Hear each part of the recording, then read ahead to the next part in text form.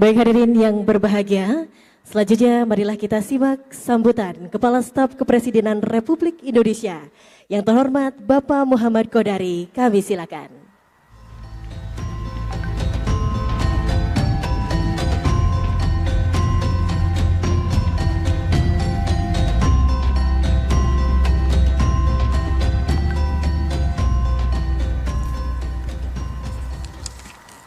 Assalamualaikum warahmatullahi wabarakatuh. Selamat siang, salam sejahtera untuk kita semua, Bapak Ibu sekalian, yang saya hormati Bapak Menteri Perumahan PKP Pak Ara Sirait. Tepuk tangan untuk Pak Ara. Program ini tidak bisa hadir tanpa inisiatif dari Pak Ara, karena awalnya dulu anggaran PKP ini tidak sebanyak ini Bapak Ibu sekalian. Jadi berbeda dengan kementerian yang lain, KL yang lain, anggarannya sudah ada. Nah, kalau Pak Ara ini targetnya 3 juta rumah, anggarannya yang ada mungkin cuma cukup buat 200.000. Jadi Pak Ara dengan kreativitasnya, dengan jaringannya, dengan kerja kerasnya, mampu meningkatkan anggaran di PKP. Jadi ini kementerian yang luar biasa Bapak Ibu sekalian. Bu Winnie, ya, Kang Deddy Mulyadi, teman-teman dari Wali Kota, Bupati, Pak James Riyadi, ya, kesempatan perumahan di tahun 2025 ini adalah kesempatan yang rasa-rasanya Pak James, ya, itu belum pernah sebesar dan semasif ini, ya. Karena itulah kemudian tentunya harus dimanfaatkan dengan semaksimal mungkin. Presiden Prabowo punya program sangat banyak, tapi kalau saya sederhanakan Bapak Ibu sekalian, saya menyebutnya Prabonomics, Kang Deddy. Prabonomics itu cirinya ada 2. Pertama, memerangi kesenjangan. Jadi Pak Prabowo sebelum menjadi presiden, dari tulisan-tulisan, dari pidato-pidato beliau, sudah menyadari bahwa salah satu pekerjaan rumah bangsa kita itu adalah kesenjangan. Beliau mengatakan di dalam bukunya Paradoks Indonesia, bagaimana 1% penduduk Indonesia menguasai hampir 30%, 40% kekayaan Indonesia. Dan 10%, Kang Deddy, 70% kekayaan Indonesia. Dalam rapat-rapat kabinet, tentu Pak Ara dan Bu Winnie juga hafal, beliau mengatakan, pertumbuhan ekonomi kita boleh jadi salah satu yang tertinggi di Indonesia. 512 ya Bu ya? Ya, tetapi Jawa Barat di atas itu. Tepuk tangan buat Kang Deddy Mulyadi. Ya, hebat. Jadi penduduknya besar, ya, wilayahnya luas, tapi ternyata Pak Deddy mampu membawa Jawa Barat menjadi provinsi dengan pertumbuhan ekonomi tertinggi, lebih tinggi daripada tingkat nasional. Boleh tepuk tangan lagi, boleh. Ya. Jadi kalau kita bicara pertumbuhan ekonomi yang 512 di atas pertumbuhan ekonomi di negara lain, ya Pak James, ya. Tetapi kata Pak Prabowo tidak boleh berhenti di situ. Karena itu bisa menipu, Pak. Terus terang saya sudah melihat data bagaimana pendapatan keluarga di Indonesia, ya, kalau itu 100% Bapak Ibu sekalian, itu sekitar 2/3-nya itu di bawah 5,8 juta per keluarga, bukan per orang Pak, ya, gitu. Nah, sekitar 1/3-nya baru di atas 5,8 juta. Tolong nanti dikoreksi Ibu Winnie kalau ini salah. Dan hanya ada 1% keluarga yang pendapatannya itu di atas 27,5 juta per bulan. Jadi kita bisa lihat bahwa struktur masyarakat ekonomi kita, Pak Deddy, memang sangat membutuhkan satu, pertumbuhan ekonomi, yang kedua membutuhkan program-program yang mampu membantu mereka yang pendapatan ini masih menengah ke bawah untuk bisa mendapatkan akses kepada kebutuhan pokok. Tentu saja salah satunya adalah perumahan, begitu. Nah, tadi saya keliling ikut Pak Menteri PKP, ya, keliling, ada brosur-brosur saya lihat. Di situ ditawarkan perumahan subsidi. DP-nya berapa, Bu, Pak? 1 juta, betul ya tadi ya? Ada 1 juta. Cicilannya berapa Pak Heru? 1,1. Jadi perumahan subsidi ini sangat diperlukan, mengingat tadi yang saya sampaikan, bahwa struktur masyarakat Indonesia kebanyakan itu masih di bawah 5,8%. 5,8 juta. Bahkan angka tengahnya Bapak Ibu sekalian, itu bisa di sekitar 3-4 juta. Itu Pak Ara. Jadi yang dikerjakan oleh Pak Ara, dikerjakan oleh KDM, dikerjakan oleh Pak Bupati, wali kota, ya. Ini sesungguhnya memang sesuai dengan kondisi masyarakat kita, ya. Tentu pemerintah tidak akan berhenti dengan kondisi yang ada, ingin lagi ditingkatkan. Ya, makanya Menteri Keuangan yang baru, ya, koboi kita Pak Purbaya, ya, beliau mengatakan bahwa terlalu lama ekonomi Indonesia itu nginjak rem, ya, disiplin fiskal bagus, ya, ngeluarin duit hati-hati bagus, nyimpan uang di Bank Indonesia bagus, tetapi sebetulnya kalau kelamaan diinjak rem, mobilnya nggak bergerak. Karena itu pada hari ini Pak Purbaya, ya, mencoba dengan pendekatan baru, pendekatannya injak gas. Pasar ekonomi harus diguyur dengan uang. Ada simpanan uang di Bank Indonesia berapa? 500 miliar, 400 miliar ya Pak ya. Triliun ya.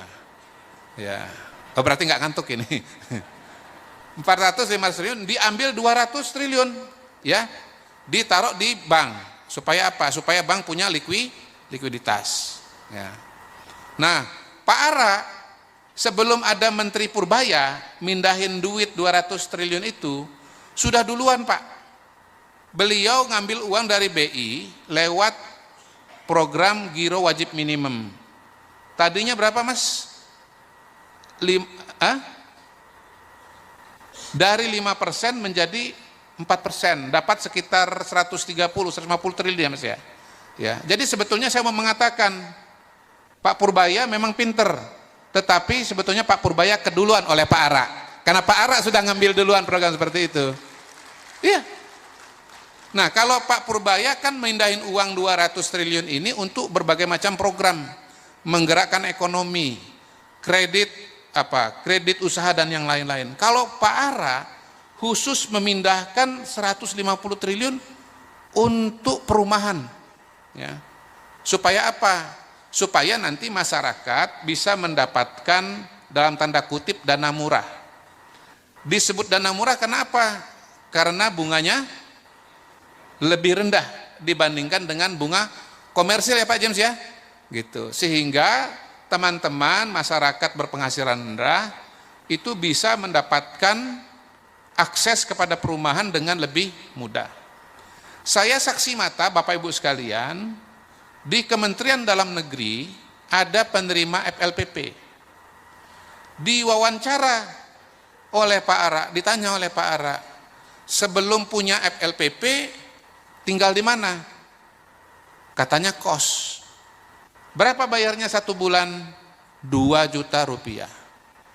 Sekarang tinggal di mana? Rumah FLPP. Berapa cicilannya 1 bulan? 1,7 juta rupiah. Jadi ternyata di zaman Pak Prabowo, ya, beli rumah lebih mudah daripada bayar sewa. Saya terkejut terus terang Pak James. Saya terkejut, ya, bahwa kalau dulu itu ada mitos beli rumah lebih mahal daripada sewa, ternyata realitanya sekarang ini adalah beli rumah lebih mudah daripada sewa. Ini adalah terobosan. ini adalah program yang dikerjakan oleh Pak Ara sebagai menterinya Pak Prabowo. Tugasnya apa? Menyediakan perumahan bagi masyarakat, mengurangi backlog. Backlog itu apa ya bahasa Indonesianya ya? Atau bahasa Sundanya apa Pak kira-kira Pak? Hah? Ngadek? Ngadek? Ngadek-dek? Mandek? Oh mandek, mandek ya. Ada yang mandek dari kepemilikan, ada yang mandek dari kualitas. Mandek dari pemilikan itu artinya apa? Belum punya rumah, udah menikah, udah punya anak, tapi belum punya rumah. Entah sewa, entah di rumah mertua indah, perumahan mertua indah. Ya.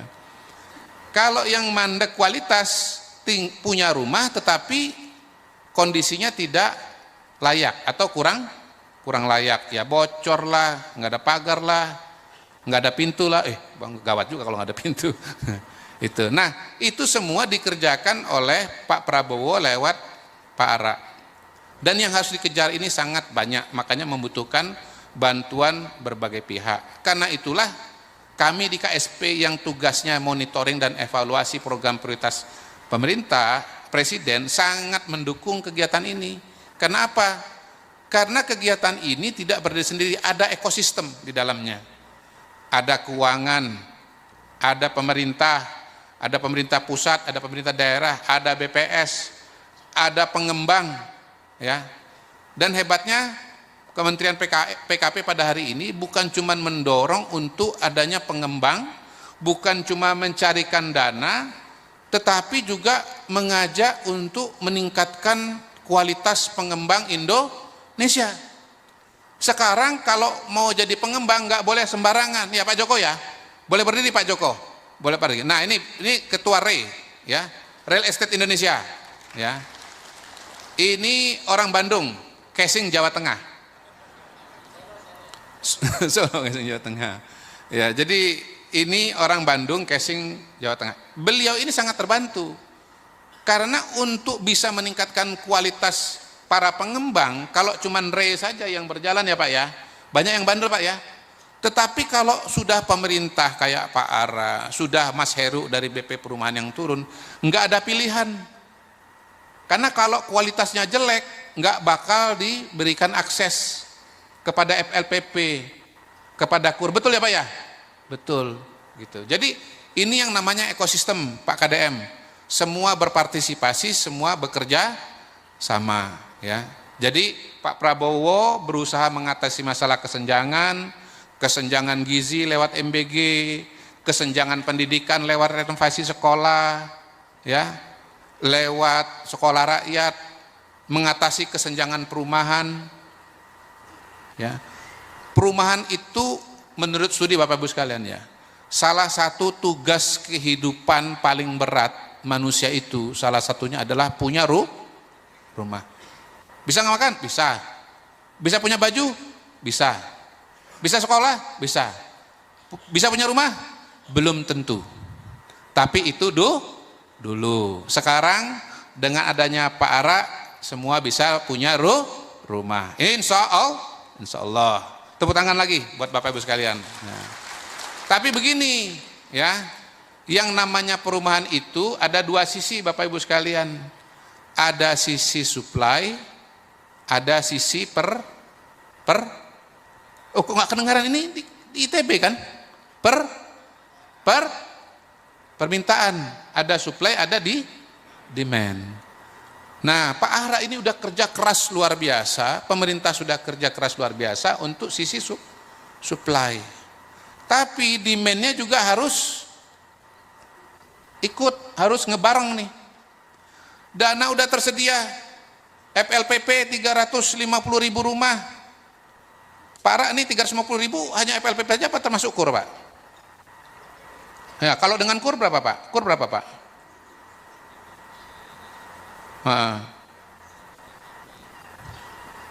Iya. Jadi semua sudah dipermudah. Tapi sekarang yang mau beli, yang mau ikut ini, mau ngambil ini belum. Nah jadi ini satu PR lagi. Dalam waktu yang tidak terlalu panjang Bapak Ibu sekalian, harus segera ada yang kan. Ya, jadi inilah pentingnya kegiatan sosialisasi pada hari ini. Ada banyak cara sosialisasi, saya sudah catat. Mungkin salah satunya adalah teman-teman nanti bisa masuk ke BPJS Tenaga Kerja ya Pak. Karena BPJS Tenaga Kerja itu isinya adalah para pekerja, ya, buruh pabrik, ya, semua ada datanya ditawarkan. Kemudian tadi disampaikan oleh, saya lupa apa Bu Wini tadi ya, kumpulkan perbankan ya, perbankan terutama yang besar-besar, mereka tuh biasa kirimin ini informasi, WA Blast, tawarkan kepada bank-bank yang memang yang besar-besar, BJB, bukan hanya BJB tapi Bank Mandiri, bank yang lain-lain, tawarkan gitu. Tambah satu usul terakhir nih Pak Ara, kalau bisa iklannya itu masuk ke YouTube. Sekarang ada banyak YouTuber yang populer di kalangan Gen Z, di kalangan anak muda. Karena yang paling memerlukan perumahan itu adalah YouTuber Gen Z, ya. Ada nama macam-macam. Ada siapa tuh? Siapa sekarang YouTuber yang populer itu? Saya tahu Jerome Pauline. Ah. Siapa lagi coba? Hah? Apa? KDM. Ya, itu, ya. Ya itu. Jadi sebetulnya itu Kang hadir di sini itu diminta pasang iklan gitu, tapi gratis. Tapi begini Mas, saya usul, bila perlu sebagian dana itu dipakai untuk biaya iklan, Pak. Bagaimana Anda mau menjual sesuatu tanpa Anda keluar biaya marketing, Pak? Menurut saya itu lumrah, jamak. Pengembang kan gitu kan Mas ya. Mau promo, mau jualan rumah, bikin brosur, bikin apa lagi? Bikin event, bikin iklan, ya. Bikin apa? Bikin tour, gitu. Jadi maaf, menurut saya, hemat saya Pak Ara, dari sekian anggaran yang ada tadi itu, memang mayoritas sekali itu buat bangun rumah. Tapi sebagian juga bisa dipakai untuk marketing, gitu. Nah, kalau mau pasang iklan di TV, ya, nggak ada yang lebih hebat daripada Pak James Riyadi. Beliau pernah pasang iklan yang paling masif dalam sejarah Republik Indonesia. Itu adalah Pak James Riyadi. Jadi menurut saya kalau mau serapan tinggi, ya, sisi demand-nya naik, ya, kita juga harus promosi, menyediakan sistem betul, menyediakan anggaran pembangunan betul, dana murah betul, tetapi jangan lupa untuk beriklan. Demikian, terima kasih. Wassalamualaikum warahmatullahi wabarakatuh.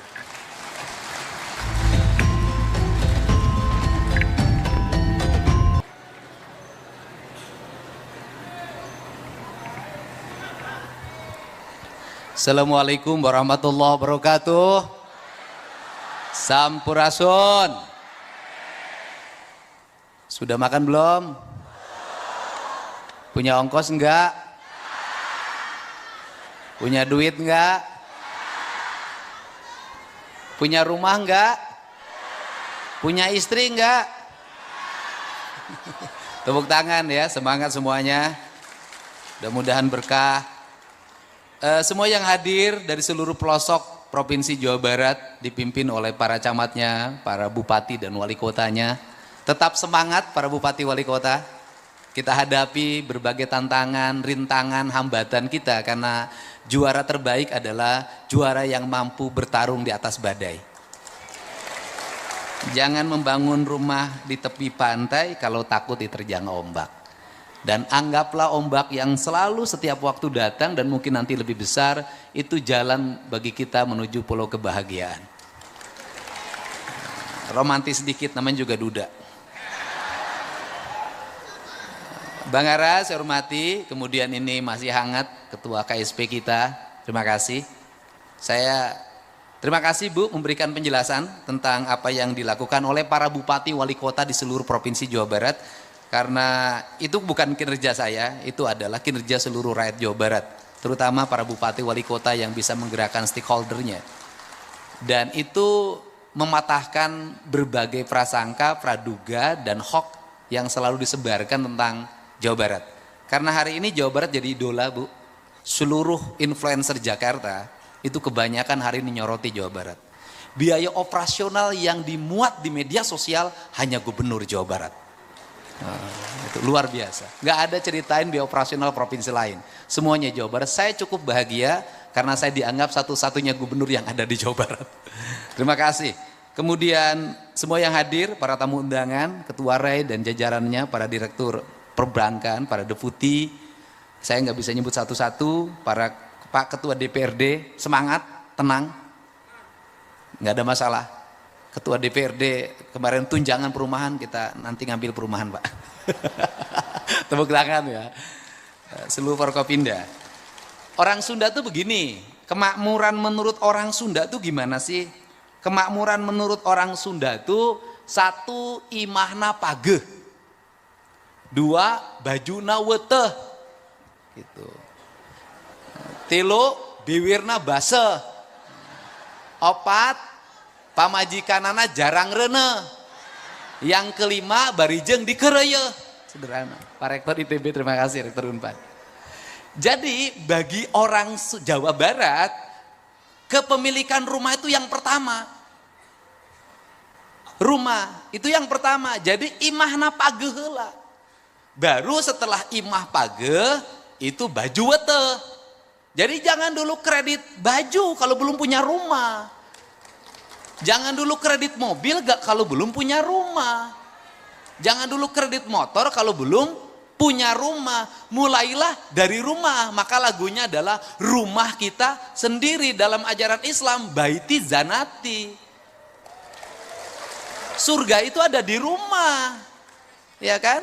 Ya ada isinya yang Sukma Ayu. Saya ada rumahnya ada beberapa tapi istri nggak punya. Siapa yang mau isi rumah saya dipersilahkan. Nah itu rumah dulu. Nah sekarang kemudian baru bajunya wete. Setelah bajunya wete baru bibirna base. Apa artinya menikah? Kemudian setelah itu ingat setelah menikah istrinya harus ber-KB. Ya kan? Jarang rene. Barijeng dikerei tapi suaminya normal. Ya kan? Normal tapi tidak beranak terus. Jangan sekali cos jadi. Kan ngomongnya harus begitu. Nah, problem hari ini saya ngomong tentang kemiskinan. Saya ini tukang keliling. Apa yang terjadi pada kemiskinan itu? Pertama anaknya banyak, kedua tidak punya rumah. Di rumah yang sempit itu saya sudah menemukan berapa kasus. Ada orang yang tinggal di rumah petak, anaknya 16. Ada orang yang tinggal di rumah petak, anaknya 11. Ada anak yang tinggal di rumah petak, anaknya 24. Dan anehnya adalah, orang yang punya duit, itu susah punya anak. Walaupun istrinya banyak, gak mau beranak. Yang nakal-nakal itu kan istrinya banyak, tapi gak ada yang anak satupun tuh jadi. Tapi orang-orang gak berpunya atau prasejahtera, itu mudah punya anak. Anak orang kaya susah makannya. Harus cari dokter gizi, dicekok dulu. Anak orang miskin pengen makan terus, itu hawanya beda. Jadi hawa orang kaya itu kenyang terus. Hawa orang miskin lapar terus. Nah ini kan yang terjadi seperti itu. Nah sehingga negara kan harus nyelesain problem kemiskinan. Negara harus membangun pertumbuhan. Saya sampai sekarang otak saya tetap walaupun nggak pernah sekolah statistik. Saya selalu mengatakan kalau ingin membangun kemakmuran rakyat itu jangan dulu ngomong pendekatan peningkatan pendapatan rakyat. Jangan. Yang harus dilakukan negara itu adalah ngomong bagaimana rakyat keluar duitnya sedikit. Karena saya punya pengalaman sebagai orang desa, ibu saya anaknya 9, kok saya bisa sekolah sih sampai sarjana 99-nya? Kok makannya cukup?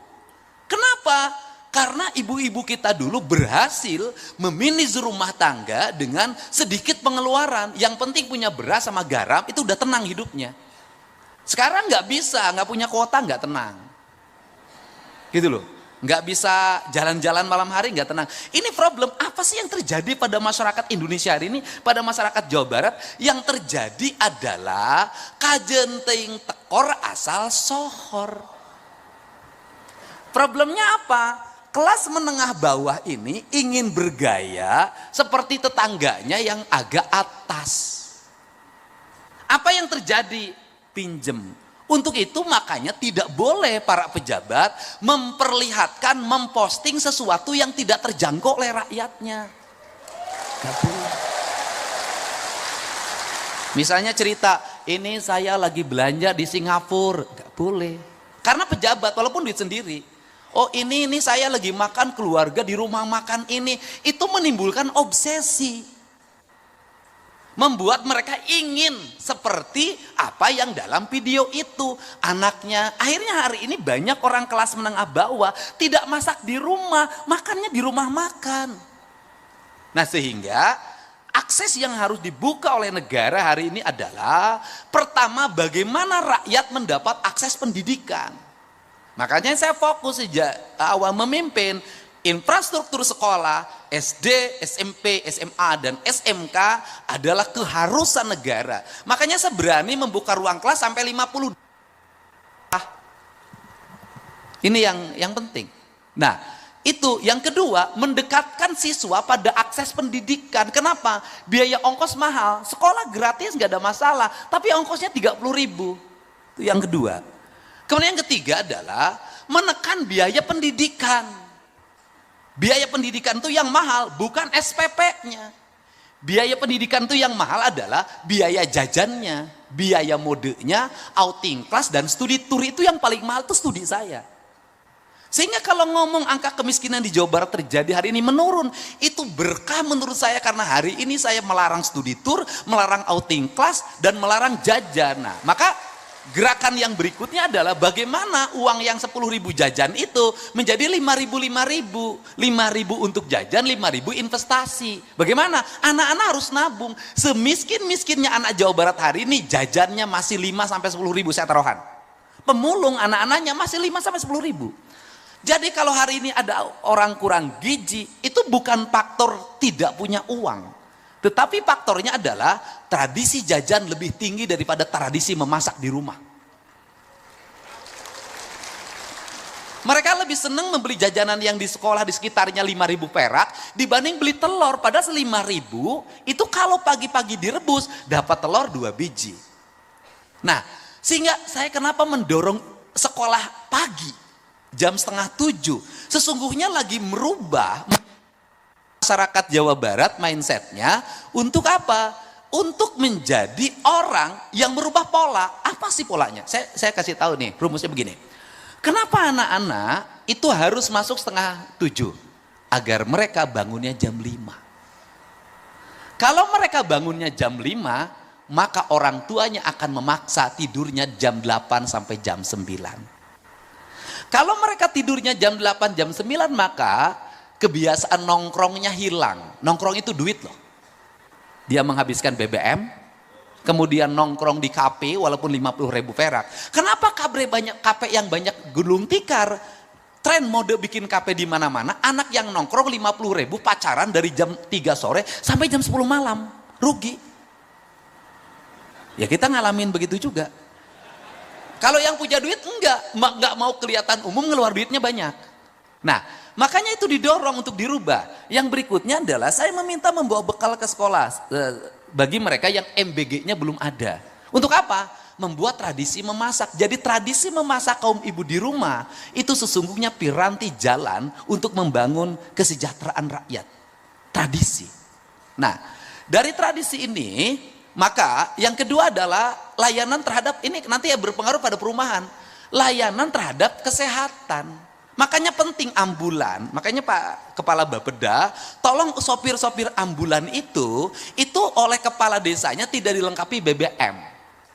Akhirnya walaupun ambulannya ada ketika berangkat mungut. Dan mereka tidak digaji.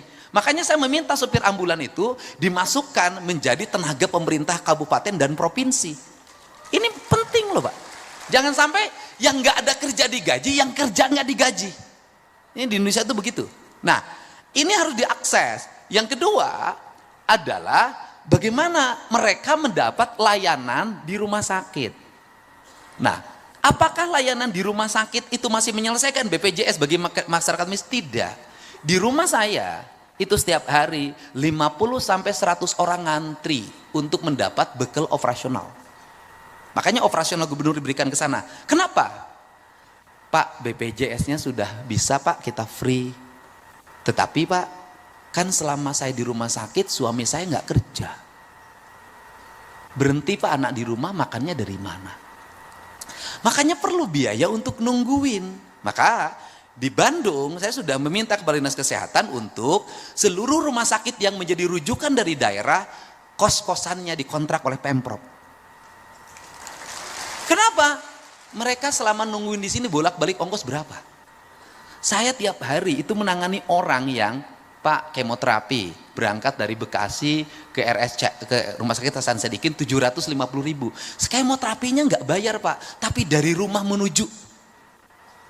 Nah ini hadir lagi, negara hadir lagi menyelesaikan itu. Nah itu kedua diselesaikan. Nah kalau kebutuhan dasar masyarakatnya sudah terpenuhi, pendidikannya sudah free, kemudian negara keras terhadap sekolah untuk anak-anaknya tidak boros jajan, mereka menabung, saya yakin mereka punya masa depan, mereka punya akses rumah. Nah karena itu maka pada waktu gelombang demonstrasi kemarin, saya sudah punya tradisi dari dulu sejak bupati.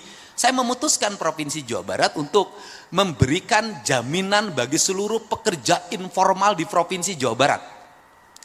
Gojek, kuli bangunan, kuli nyangkul, pemulung, pembantu rumah tangga, dan seluruh komponen lainnya yang dia non ASN, non pengusaha, non TNI, non Polri, non anggota DPR. Untuk mendapat asuransi ketenaga kerjaan. Tujuannya apa? Recovery kalau mereka ngojek jatuh dari motor, kakinya patah, di rumah sakit dia bisa diobatin dan diganti penghasilannya selama di rumah sakit. Karena ini mencegah kemiskinan baru. Nah, maka dalam sistemnya Kepala Bapeda saya sampaikan, kan sekarang tuh lagi daftar nih orang dari kabupaten dari mana-mana, nanti kerjasama dengan bupati, wali kota. Sistemnya itu harus dimasukin akses terhadap KUR perumahan. Nah, kalau ini dia jaminan asuransi tenaga kerjanya kita dapat, mereka dapat KUR jaminan perumahan, dapat rumah yang murah, maka siklus ya kan pertumbuhan ekonomi akan tumbuh. Kenapa? Apa sih yang terjadi di Jawa Barat hari ini? Yang terjadi di Jawa Barat hari ini adalah merubah paradigma anggaran provinsi dari anggaran orkestrasi menjadi anggaran teknokrasi. Anggaran orkestrasi bagaimana? Dulu kebiasaan provinsi hanya monitoring dan evaluasi terhadap kabupaten kota dan itu pakai duit dan gede. Hari ini nggak bisa. Kita pelaksana teknis yang harus secara bersama-sama. Maka nomenklatur anggaran dulu yang digital, IT 700 miliar, IT ini 1,2 triliun, saya hapus semuanya. Kenapa? Ini tidak berpihak pada rakyat. Anggaran-anggaran yang mahal triliunan itu, yang aplikasi-aplikasi itu anggaran yang hanya dinikmati oleh beberapa orang atas nama intelektual. Dia menghegemoni keuangan negara, dia menjual produknya 1 triliun 500 miliar, itu hanya dibagi oleh 5 orang saja dengan atas nama intelektual. Seorang intelektual tidak boleh menyengsarakan komunal, karena akan menjadi konflik sosial. Maka saya rubah anggarannya. Dirubah bagaimana? Dirubah menjadi pola pembangunan partisipasi. Apa yang paling utama adalah infrastruktur. Anda mau ngomong kemajuan apapun tidak bisa. Yang diharapkan oleh masyarakat hari ini di mana-mana teriak di media sosial cuma 2. Pak Dede jalana goreng, Pak Dede. Yang kedua lagi, Pak Dede imahna butut, Pak Dede bocor, Pak Dede. Itu. Nah, kalau seperti itu maka anggaran dirombak. Nah, apa sih yang terjadi di provinsi kalau tadi melahirkan pertumbuhan, kemudian lapangan kerja terbuka, merubah Pak. Misalnya begini, dulu di Dinas Pendidikan Jawa Barat tidak 1 unit bangunan pun teranggarkan. 0. Saya rubah hari ini mendekati 1 triliun. Dulu anggaran infrastruktur jalan seprovinsi Jawa Barat ini hanya 400 miliar. Hari ini 3 triliun. Dulu anggaran untuk penerangan jalan PJU itu hanya sekitar 20 miliar. Hari ini mendekati 1 triliun. Dulu pasang listrik untuk warga miskin itu hanya 20 miliar. Hari ini 450 miliar. Jadi lonjakan anggaran infrastrukturnya mengalami kenaikan yang sangat tajam, ditambah di tengah-tengah anggaran kita ini nurun, Pak, dari 37 yang dulu anggaran provinsi hari ini menjadi 31. Saya nggak tahu juga dengan dana transfer daerah yang hanya 600 sekian miliar ini nanti kita berapa, karena penurunannya 24%. Nah, apa kemudian yang berikutnya? Instruksi apa lagi yang saya lakukan? Instruksi saya adalah setiap jalan harus ada drainase. Dan drainasenya harus manual. Kenapa saya milih drainase manual dibanding pabrikan? Tujuan saya adalah agar ada kuli bangunan. Tetapi masih ada kelemahan, pemborongnya masih akal-akalan. Akal-akalan di mana? Kuli bangunan punya akses terhadap asuransi, harus mendapat hak, tidak diberikan. Dan saya ancam semuanya, kontraktor Provinsi Jawa Barat yang tidak mengasuransikan seluruh pegawai kuli bangunannya, saya tidak akan bayarkan kontraknya. Atau saya akan potong itu asuransinya, saya bagikan ke kuli bangunannya. Ini kan yang terjadi seperti itu. Nah, kemudian setelah itu saya katakan lagi, apa yang terjadi lagi? Saya ngomong tentang ketidakadilan. Ini kan kurangnya gubernur dan bupati mengorkestrasi perumahan. Kan yang selalu menjadi tuduhan adalah termasuk saya yang dituduh gitu kan. Saya ketemu Pak Ara saja, acara baru sekarang. Itu pun saya mau datang tujuannya memberikan bantuan rumah rakyat miskin untuk warga yang dipelopori oleh Yayasan Buddha Suci. Tapi postingannya kan saya mendapat aliran dana gratifikasi. Yang punya rumah bagus Pak Ara yang dituduh saya. Lah, tapi kalau saya langsung jeblaknya saya jawab, justru saya ini adalah kalau saya bertemu dengan para konglomerat membangun perumahan di Jawa Barat, ingat dalam setiap perumahan yang dibangun ada kekayaan yang diambil, ada peningkatan pendapatan para konglomerat yang diambil. Justru saya mau balik, harus membangun 1 atau 2 kampung yang rumahnya tertata, yang itu diperuntukkan untuk orang miskin. Ini kesalahan dulu apa sih? Kesalahan dulu para pejabatnya sibuk terima duit dari pembebasan, udahlah dari izin segala macam, nggak mikirin ini orang digusur mau dikemanain. Saya mikirnya bukan itu hari ini. Saya berikan contoh di daerah Bekasi, di daerah Karawang, pertumbuhan rumah elitnya tinggi banget, luar biasa. Tapi di depan rumahnya, rumah kumuh, warung-warung kumuh berjejer. Dan itu dibiarkan, sampah bertumpuk. Saya tadi pagi ketemu Bupati Karawang, saya turunin alat berat, saya bersihkan seluruh bangunan itu. Kemudian setelah itu apa yang kita lakukan? Bupati Karawang sepakat, siapkan dana 40 juta per rumah, kita bangun rumah-rumah mereka, nggak boleh lagi di sini. Maka anggaran bantuan perumahan di provinsi hari ini kan sudah 40 juta. Tetapi di balik itu juga kita harus bicara kearifan. Ini ITB ahlinya. Kearifan bagaimana? Bangun rumah jangan dipaksain. Di Sumedang, di samping kaki bukit dipasang perumahan. Di endek-endek ini rontok. Ini juga nggak boleh sembarangan. Kata orang Sunda, ciri sabumi, cara sadesa, jawada tutung biritna, sacarana lain tepak sejen igel, pasti pakodari tenyaho. Apa itu artinya? Membangun itu harus sesuai dengan karakteristik lingkungan. Tanah, air, udara, mataharinya. Saya ngomong itu yang disebut papat kalimat pancer. Sehingga kalau sudah dibangun itu harus pancer, dia kokoh. Nah, makanya dibagilah piranti. Mana rumah untuk daerah pinggir pantai, mana daerah rumah pertengahan, mana rumah pegunungan. Maka di konsep provinsi hari ini kita lagi ngembangin rumah bambu. Di daerah-daerah yang seperti Sukabumi, Cianjur, Garut Selatan, Bandung Selatan, kemudian daerah Bandung Utara, itu nggak bisa lagi semua dipaksain tembok, semua harus disesuaikan dengan kontur lingkungannya. Untuk apa? Apalagi dengan ancaman Trust Lembang. Kan harus kita pikirkan bencana yang akan ditimbulkan dengan itu. Setelah itu maka yang paling berikutnya harus dirumuskan oleh kita adalah membangun brand tentang rumah. Bagaimana brand? Kita ini rumah itu tidak dibangun berdasarkan culture-nya. Bangunan-bangunan, ini sini, ini beda, ini beda, ini beda, ini beda. Makanya kenapa, apa sih yang unggul dari sebuah kompleks developer perumahan itu? Yang unggulnya adalah bangunannya sama, jalan aksesnya ada, fasilitas umumnya ada. Yang paling berat hari ini adalah di perumahan biasa. Kenapa? Lomba-lomba, tetapi di situ harus ada pembatasan, Pak. Pembatasannya bagaimana?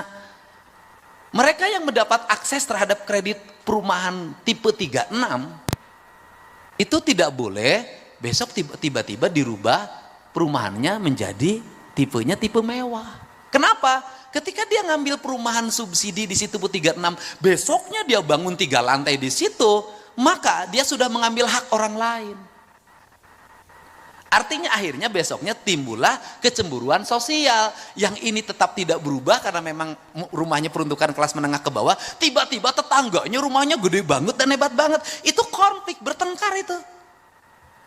Karena tidak ada satu perasaan dan satu tujuan. Nah, ini yang harus dibangun. Sehingga pada hari ini saya berharap nanti setelah sistem pengelolaan KUR perumahan di Jawa Barat ini bisa menyerap 30% dari total KUR perumahan nasional, maka implikasinya adalah akan lahir multi-layer efek ekonomi. 1, toko bangunan akan laku. 2, sopir yang angkut bahan bangunan hidup. Yang ketiga, kuli bangunan hidup. Yang 4, mandor bangunan hidup. Tukang kayu hidup. Warung Randa biasanya itu yang jualan di bangunan. Dan ini problemnya di sini, Bang Ara tuh, saya tuh tahu problematika yang begini. Apa sih dari kelakuannya ini? Mohon maaf saudara-saudara, banyak yang kelemahan dari pekerja bangunan itu adalah kelemahannya adalah keterbukaan dan ketidakjujurannya agak dominan. Kenapa agak dominannya? Kontraktor ngerjain mandor, mandor ngerjain kuli. Yang paling korban tukang warung. Korban, Pak. Kan saya nanganin tiap minggu yang begini, Pak. Bagaimana? Kontraktornya ngemplang, kemudian mandornya dikemplang. Karena mandornya dikemplang, mandornya ngemplang kuli. Kuli sekian bulan tidak dibayar. Kulinya pulang, tukang warung mati. Karena selama di kontraktor itu ke warungnya ngutang, Pak. Jadi kalau tidak dibayar, itu tukang warungnya nggak kebayar. Atau terbalik yang kedua, yaitu tukang bangunan yang nakal. Saya tahu kenakalan yang begini, karena saya pernah jadi kuli ngaduk, Pak. Saya tahu, Pak. Saya SMA itu kalau liburan, Pak, saya Bang Ara, saya kalau SMA kalau libur itu 1 bulan, saya selalu ikut kuli di bangunan, Pak. Jadi kalau urusan ngaduk saya nggak bisa ditipu, Pak. Jadi kalau saya ngaduk tidak bisa tipu, diaduk-aduk saya tidak akan pernah tertipu, Pak. Nah, bagaimana? Yaitu selama di kuli bangunan pacaran sama yang punya warung. Ini kan liku-liku kehidupan, Pak. Pacaran sama yang tukang warung, Pak. Ya kan, tukang warungnya ya cantik lah di antara laki-laki yang ada di situ. Nah, kemudian uang yang dia pakai itu habis, dikasihin terus. Pas mau pulang nggak punya duit. Nanti nyampe ke rumah pura-pura sedih sama istrinya. Ceritanya gimana? Tadi bayar kumandor atau pula-pula kecopetan. Itu seninya kuli bangunan, Pak. Nah, dan yang terakhir, kekuatan inilah yang harus menjadi daya dukung. Yang terakhir kan orang ribut tentang penutupan tambang yang berdampak pada menurunnya produksi tambang untuk kepentingan pembangunan. Sebenarnya saya ini lagi mengatur siklus. Kenapa? Hari ini setiap ada proyek pembangunan selalu dimanfaatin oleh preman. Untuk apa? Mendapat bahan tambang. Ahli tambangnya tidak punya, modalnya cuma sewa alat berat. Ngambil bahan baku di mana-mana. Jualnya sama dengan yang lain yang berizin. Bayar pajak tidak, bayar reklamasi tidak, hanya pinjam alat berat. Mereka tiba-tiba menjadi orang-orang kaya mendadak di berbagai tempat. Tapi uangnya hilang lagi karena besoknya kawin lagi. Saya tahu gitu. Nah, saya ini sekarang lagi membuat regulasi untuk apa? Pembangunan yang di sini, sumber tambangnya dari sini. Tambang di sini yang digeser, setelah tambang apa yang dilakukan. Kemudian ini dengan ini MOU, langsung tidak lagi pakai pihak orang. Kamu kebutuhan tambangnya sekian juta kubik, dipenuhi dari sini, kamu fokus aja melayani ini kontrak. Untuk apa? Mendapat kepastian subsidi supply dan tidak mahal. Dan tidak lagi ada calo di sini. Kenapa? Karena bahan bangunan tuh dicaloin. Saya tahu kalau lagi ada proyek pembangunan di sini, maka toko-toko preman di situ ngambil semua. Pasir dari saya, batu dari saya, koral dari saya, semua dari saya. Dan si kontraktor harus tunduk, atau pengembang atau pengusaha harus tunduk pada dia. Akhirnya dia mendapat bahan baku, satu dikurangi volumenya, dua harganya dimahalkan, kalau enggak diganggu. Maka saya udah pengalaman yang ini, maka oleh saya dibuat nanti, ini langsung nih kirim ke sini, ini langsung kirim sini. Andai kata pun dia ingin menjadi supplier, maka bahan baku yang disuplainya sudah dari perusahaan tambang ini. Dia tidak bisa ngurangi volume dan dia tidak bisa naikin harga karena sudah ada kontrak harga. Wajarlah untuk bagaimana menghidupi kontraktor lokal, ya kamu dapat sekian nih, ini dari sini, Anda angkutan. Saya tuh bangun itu untuk apa? Saya ingin mendidik masyarakat Jawa Barat untuk tidak boleh untung dari enteng. Setiap orang yang berusaha harus kerja keras dan berkeringat, tidak boleh hanya menjadi jagoan kemudian jadi kaya. Saya nggak mau. Karena nanti orang Jawa Barat tidak kompetitif. Nah kemudian yang terakhir, apalagi problem dari perumahan ini Bang Ara adalah mendapat kepastian developer yang berkualitas dan jujur. Karena seringkali jadi rakyat kecil tuh dikorbanin lagi. Bagaimana? Banyak developer yang bebasin tanahnya tidak lunas. Setelah itu ketika sudah lunas sertifikatnya tidak bisa dibagi. Karena dari induknya belum dipecah. Terus setelah itu apa lagi? Banyak yang sudah masuk uang, bangunannya tidak dibuatkan. Dan korbannya di mana-mana. Nah, untuk itu sudah selayaknya Ray, ini Mas Joko, mengumumkan developer-developer yang memiliki standarisasi berdasarkan penilaian Ray. Ini penting. Kalau yang jujur kayak Mas Joko kan makin banyak. Nah nih, ya harus berani. Ini abadnya abad keberanian. Kenapa? Karena Ray bukan hanya melindungi developer, Ray harus melindungi konsumen. Kalau mau saya buka itu pengaduan, ngantri Pak, yang korban seperti itu. Nah, karena karakter developer juga sama. Kenapa developer banyak mengalami problem ekonomi? Bukan tidak dibayar dari pengembang, dari konsumen, bukan itu. Itu tadi gaya sudah lebih dulu, kantornya hebat, mobilnya bagus, istrinya tambah, tiap minggu ke luar negeri. Ya itu yang susah. Sama dengan kontraktor-kontraktor di kabupaten dulu saya zaman bupati, punya borongan 200 juta, malamnya sudah karaokean dengan yang baru. Saya tahulah karakter begitu. Dapat 30% DP itu nggak dipakai untuk bank, bukan. Dia sudah pakai nyanyi atau dapat kerjaan dapat kerjaan proyek disubkan lagi. Habis disubkan lagi. Banyak kontraktor yang saya lihat itu selama jadi kontraktor hanya menjadi anggota asosiasi pengusaha, tapi tidak pernah ngeborong. Ngesub aja kerjanya. Nah kalau nggak kebagian paling puas ya, aing tuh kebagian, aing asli orang dia. Modalnya begitu saja. Di abad digital itu nggak bisa lagi begini. Jadi pada akhirnya siapapun yang jujur mengelola maka dia akan mujur. Developer jujur, sukses. Jadi menteri jujur, sukses. Jadi para bupati jujur, sukses. Minimal tidak bertengkar dengan istrinya. Jadi inilah yang menjadi harapan saya. Jadi ekosistem ekonomi perumahan itu adalah siklus ekonomi perumahan yang berjalan semua orang, dan yang terakhir adalah kehati-hatian dalam penataan ruang. Kenapa? Karena kita ngejar target produksi rumah, harus kita hati-hati terhadap penataan ruangnya. Kalau tidak, yang dijanjikan rumah mewah bebas banjir, ketika musim hujan banjirnya 2 meter. Yang terakhir, negara harus mulai membatasi kepemilikan rumah. Kenapa? Karena habisnya tanah itu oleh orang yang ngambil rumah di mana-mana. Saya tahu lah di Jawa Barat ini, misalnya di Bogor, waktu dulu rumahnya penuh dan kebanyakan perempuan yang ngisi rumah itu. Ketika suaminya pensiun, perumahannya kosong semua. Rupanya pindah, ketahuan. Nah maksud saya sudahlah gitu. Punya simpanan diambilin perumahan gitulah. Ya udah, susah-susah amat. Ada pengembangan baru tempat ini, ngambil satu buat yang kuliah di sini, buat yang kuliah di sini. Besoknya pensiun, kan nggak ada yang torin rumahnya. Istrinya juga diambil lagi sama yang lain. Nah, ya udahlah. Bapak-bapak kan semua pemain, kan saya pelatih, Pak. Senyum dong, senyum, semangat. Bupati Wali Kota semangat. Ya tenang. Pak Luki semangat, Pak Luki. Pak Luki rumahnya ada berapa? Bohong ah. Satu yang benar. Yang isi rumahnya ada?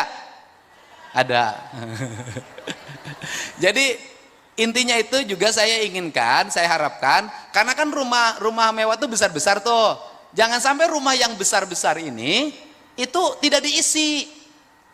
Kenapa? Yang isinya juga nggak tahu di mana. Ini. Jadi orientasinya adalah rumah untuk investasi. Menurut saya investasi jangan di rumah. Kenapa? Membuat mati. Kenapa membuat mati? Dengan investasi bangun rumah, rumahnya kosong, rumahnya nggak ada berisi, buahnya nggak mati, Pak, tidak berputar. Investasi lebih baik di tempat-tempat lain yang memutarkan ekonomi. Ini yang saya harapkan. Jadi saya ucapkan terima kasih. Mudah-mudahan ke depan perumahan di Indonesia, di Jawa Barat semakin meningkat. Kemudian ke depan tidak ada disparitas, tidak ada orang yang jumlah rumahnya banyak banget, dan ada orang yang tidak punya rumah sama sekali. Yang paling ideal adalah satu rumah, satu istri. 4 rumah berarti. Enggak, maksudnya satu keluarga, satu rumah, dan satu istri gitu loh.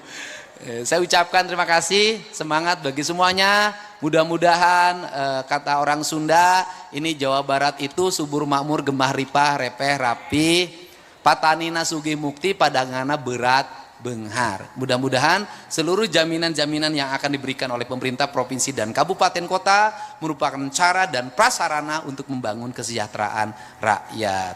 Hatur nuhun, wallahu muwaffiq ila aqwamit thoriq. Assalamualaikum warahmatullahi wabarakatuh. Sampurasun.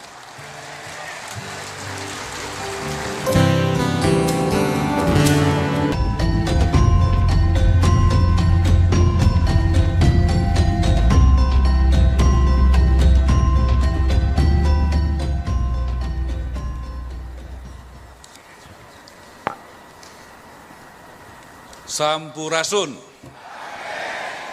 Assalamualaikum warahmatullahi wabarakatuh.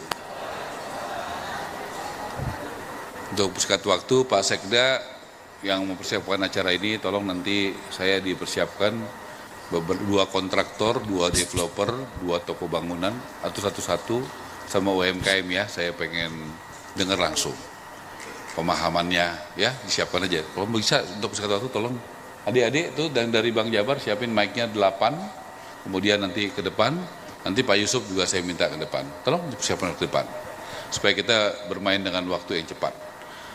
Pak Kodari, sahabat saya, selamat, Bapak sudah menjadi Kepala Staf Presiden.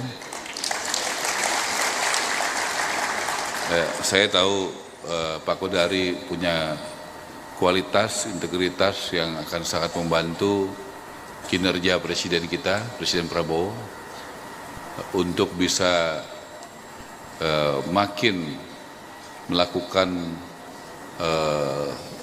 komunikasi yang baik, apa maunya Presiden, apa maunya pemerintah, sekaligus juga apa maunya rakyat. Jadi itu akan ketemu sehingga ada keputusan kebijakan yang baik, ada dialog yang baik, sehingga negara mengambil keputusan-keputusan yang tepat, karena clear rakyat maunya apa, kesulitannya apa, perlu dibantu di mana, kapan, bagaimana, berapa, kemudian bagaimana juga Presiden arahnya seperti apa. Saya yakin Mas Kodari bisa memberikan nilai tambah untuk itu. Tepuk tangan buat Pak Kodari. Yang saya hormati Ibu Kepala BPS, Ibu menyampaikan apa adanya. Terima kasih, ini adalah vitamin buat kementerian kami, perumahan. Karena kami memang betul kata Pak Kodari, kalau dari anggaran yang disiapkan APBN buat 2024, waktu saya pertama jadi menteri bulan Oktober tanggal 21, Pak Gubernur itu disiapkan 220.000 untuk rumah subsidi. Ya, baru pas saya jadi gubernur, jadi menteri. Kemudian waktu itu kalau tidak salah buat buat renovasi BSPS mungkin sekitar 40 ribuan. Kemudian rumah susun dan sebagainya saya rasa tidak sampai 280.000 kalau total Pak Kodari. Sementara kita punya target membangun dan merenovasi 3 juta. Tapi itu fakta. Ya, dan saya bersyukur punya tim yang solid, yang kerja keras. Ini saya kenalkan Pak Heru mana? Ya, Komisioner Tapera ya. Dengan kerja keras ini ada Ibu Dirjen mana berdiri? Ya. Kemudian ada Pak Budi ya. Coba yang PKP berdiri semuanya biar semangat, termasuk PKP Jawa Barat, ya. Terobosan itu Pak dimulai dengan pemikiran Pak Dedi, Pak Gubernur, bagaimana pemikiran, tadi Bapak Kodari mengatakan GWMBI, Pak James ngerti banget karena punya bank, itu biasa 5% jadi 4%, kemudian burden sharing, sehingga akhirnya kita mendapatkan 130 triliun berkat dukungan Bapak Presiden, di DPR Pak Dasko yang banyak bantu saya, Gubernur BI, sehingga akhirnya ada satu terobosan. Terobosan itu mesti dilakukan dengan niat dan pemikiran. Tadi saya katakan kepada Pak Dedi, betul, mungkin sekarang ada kendala-kendala di daerah. Tapi saya yakin akan lahir bupati-bupati, wali kota petarung di Jawa Barat yang tidak kalah dari tekanan-tekanan itu. Karena orang hebat itu lahir dari tekanan, dari penderitaan, bahkan dari kemiskinan, bahkan dari ketidakadilan. Gak ada orang hebat lahir dari kemanjaan. Ya, yang saya tahu orang-orang hebat itu lahir dari proses-proses yang berat. Dan dia bisa bertahan, dia berdoa, dia yakin dia tidak sendirian, dan dia yakin tidak ada yang mustahil bersama Tuhan. Dan akhirnya masalah itu yang kalah, bukan dia yang kalah dari masalah. Saya doakan lahir bupati, wali kota, petarung.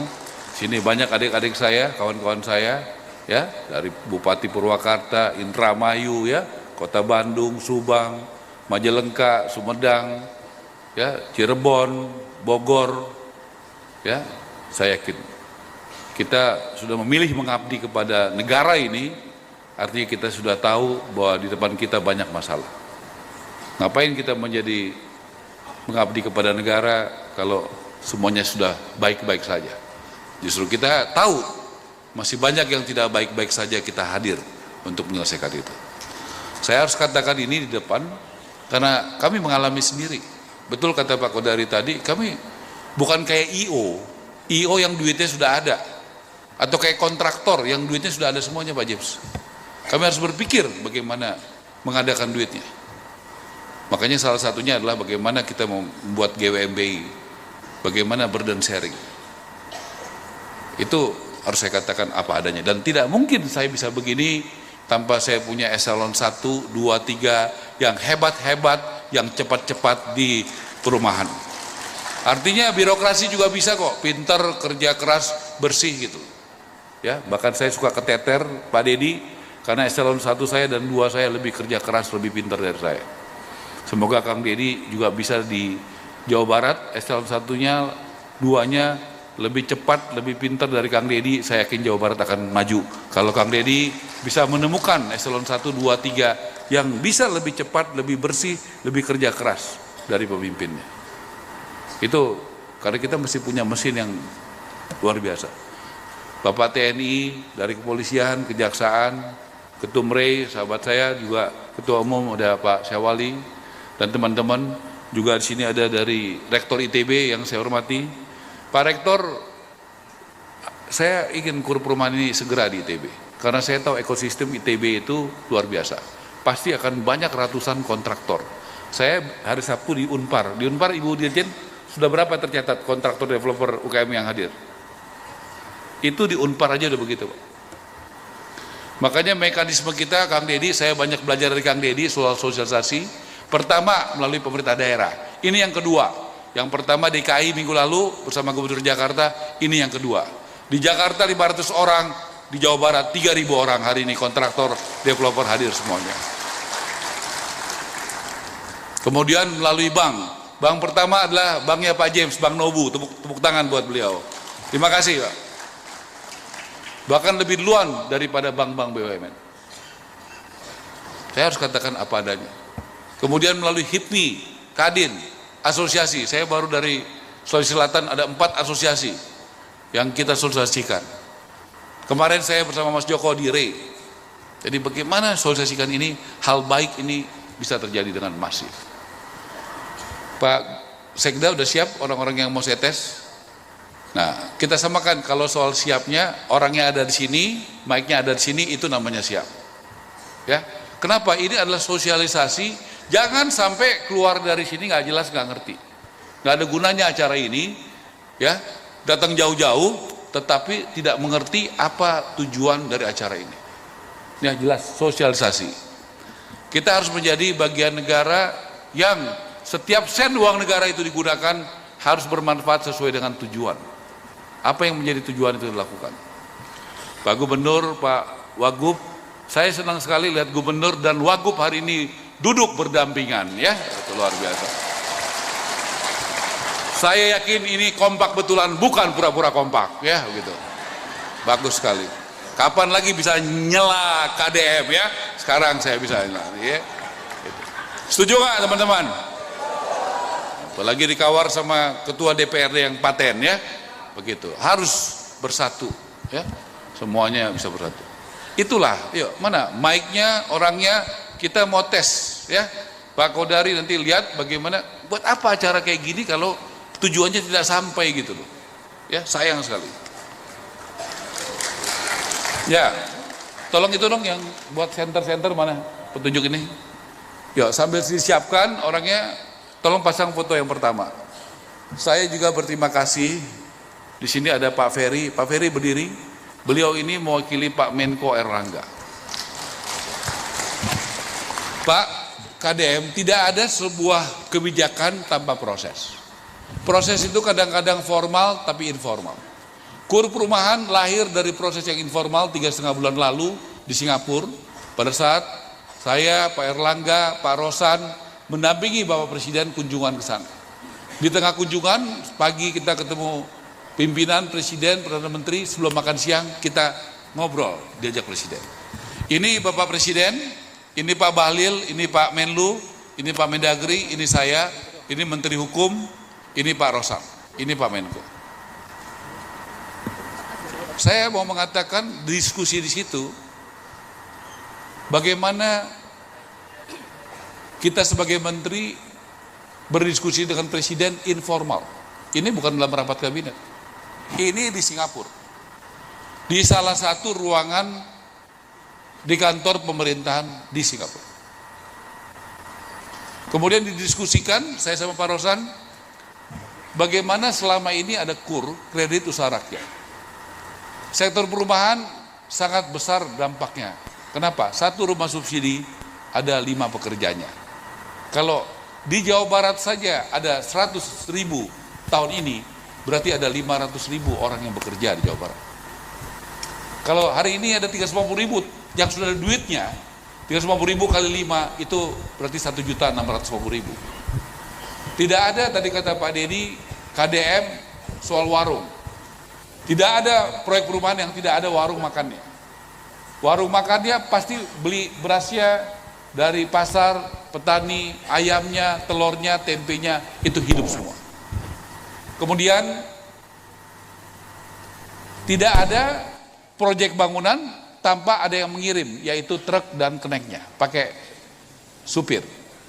Dan tidak ada ngambilnya langsung dari pabrik, ngambilnya dari toko bangunan. Toko bangunan itu pasti ada pegawainya, ada pemiliknya, ada barang-barangnya yang dijual di situ. Yang dijual di situ pasti ada semennya, ada pasirnya, ada batunya, ada kacanya, ada keramiknya, ada engselnya, dan sebagainya. Bayangkan ekosistem ini bergeraknya seperti apa. Bayangkan Pak Presiden dari diskusi di sini, Pak Erlangga, kemudian di lapangan Pak Ferry bantu, Sekjen Pak Heru bantu, di Departemen Keuangan Pak Febrio bantu. Saya harus menyebut nama-nama orang yang berjasa untuk lahirnya kredit usaha rakyat perumahan yang pertama sepanjang sejarah ada Indonesia. Karena nggak pernah ada. Padahal perlu nggak? Perlu banget. Dan lahirnya bukan di rapat kabinet. Di dalam rapat kabinet ini foto yang sangat legend. Mungkin 30 tahun, 40 tahun lagi, 50 tahun lagi kita nggak tahu. Inilah lahirnya proses KUR perumahan. Pak Prabowo dipresentasikan Pak Rosan dan Antara. Karena KUR itu punyanya Pak Ferry, Pak Menko. Programnya yang berkuasa itu beliau ini. Ya, itu membuktikan Pak, kita kompak. Kabinet Merah Putih kompak. Untuk perumahan Pak Menko bantu dan Antara bantu. Perumahan menyala karena bantuan Menko Perekonomian dan Antara. Itu. Jadi ini adalah suatu kerjasama yang real yang saya mau katakan. Dan saya katakan filosofis kantor itu bisa kantor di mana aja. Yang penting bermanfaat. Jangan kantor tiap hari dari pagi sampai malam, nggak ada gunanya, pemikirannya nggak ada, pengawasannya nggak ada, actionnya nggak ada. Saya terus terang melakukan satu terobosan besar dalam kantor kami, bekerja bisa dari mana saja, ya, yang penting manfaatnya. Itu apa gunanya? Tadi kata Pak Dedi tadi. Jadi ini Pak, yang kedua saya pasang video singkat ya, agak cepat. Dek, tolong mic-nya dong, mic-nya.